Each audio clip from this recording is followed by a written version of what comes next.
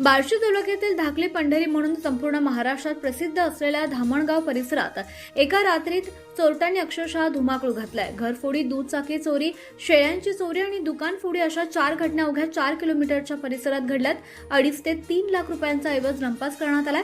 विशेष म्हणजे घरफोडी करणारे संशयित चोरटे सीसीटीव्ही कॅमेरा सुद्धा कैद झालेत। पोलिसांच्या तपासाला मोठा धागा मिळालाय। शनिवारी 18 जुलैच्या मध्यरात्रीपासूनच रविवार 19 जुलैपर्यंतच्या पहाटेपर्यंत हा संपूर्ण प्रकार घडला।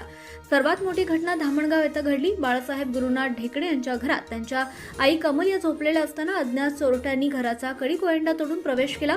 घरातील पत्राची पेटी फोडून 10 ग्रॅमची बोरमाळ, 7 ग्रॅमचे गंठण, 5 ग्रॅमची अंगठी तसंच 4 ग्रॅमचे झुबे आणि बेलपण असं एकूण 72,800 रुपयांचे सोन्याचे दागिने चोरून नेले। या घटनेनंतर परिसरातील सीसीटीव्ही फुटेज तपासण्यात आलं असता संशयित चोरट्यांच्या हालचाली स्पष्टपणे कॅमेऱ्यात कैद झाल्याचं समोर आलंय।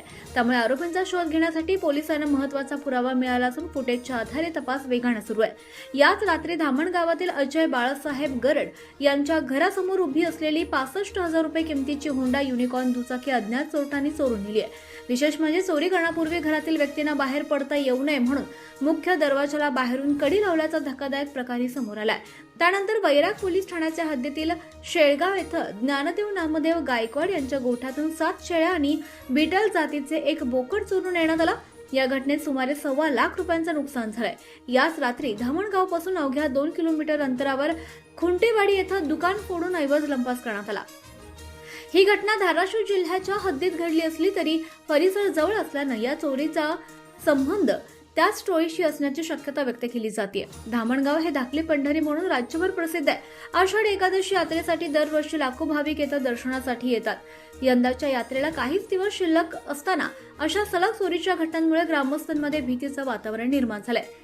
दरम्यान पंढरपूरच्या आषाढी यात्रेच्या बंदोबस्तासाठी जिल्ह्यातील मोठा पोलीस फौजफाटा तैनात करण्यात आल्यानं वैराग पोलीस ठाणे सध्या तुलनेनं कमी मनुष्यबळावर काम करतात। याच परिस्थितीचा गैरफायदा घेत चोरट्यांनी धामणगाव परिसराला लक्ष्य केल्याची चर्चा नागरिकांमध्ये सुरू आहे। या 4ही घटनांमध्ये मिळून 2.5 ते 3 लाख रुपयांचा ऐवज लंपास झाल्याचा प्राथमिक अंदाज आहे। या सर्व प्रकरणांचा तपास पोलीस हवालदार अमोल भोरे करीत असून सीसीटीव्ही फुटेज, तांत्रिक पुरावे आणि स्थानिक माहितीच्या आधारे संशयितांचा शोध सुरू आहे। 4ही चोरींच्या मागे एकाच टोळीचा हात आहे का याचाही तपास सुरू आहे। दरम्यान धामण गावाचे पोलीस पाटील गणेश म्हासाळ यांनी नागरिकांना अधिक सतर्क राहण्याचं आवाहन केलंय।